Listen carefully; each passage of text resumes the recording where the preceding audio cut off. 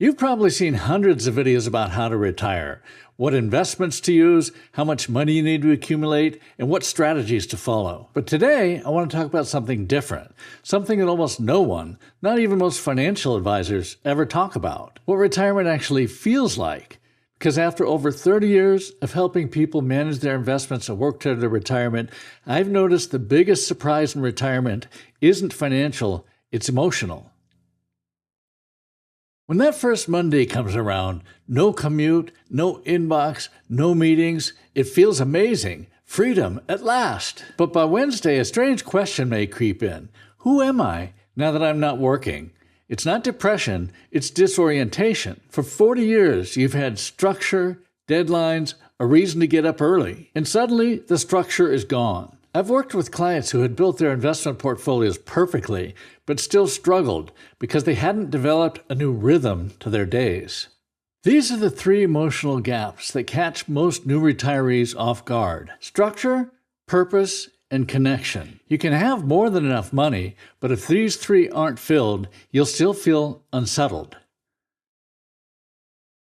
Here's another one no one prepares you for: the moment the paychecks stop. Even when you have a beautiful investment portfolio and a steady withdrawal plan, something deep inside says, wait, I'm pulling down my investments, not contributing to them anymore. This feels wrong. That shift from accumulation to distribution, from saving to spending, is one of the hardest transitions there is. It's not about the math. It's about trust. Trusting the plan, trusting the markets, trusting yourself. I tell my clients all the time, the goal in retirement isn't to die with the highest account balance. It's to live with the least regret. During your career, success was easy to measure: promotions, income, status. Retirement changes the scoreboard. Now, success looks more like peace of mind, good health, meaningful time spent with family and friends, and waking up with something to look forward to. And that last one, having something to look forward to, is what I've seen separate retirees who thrive from those who suffer. Regardless of your age, your brain still craves purpose. It could be learning guitar, volunteering, mentoring, traveling, whatever gives you a sense that life is still unfolding forward. Money alone can't buy that, but good planning can create the freedom to pursue it.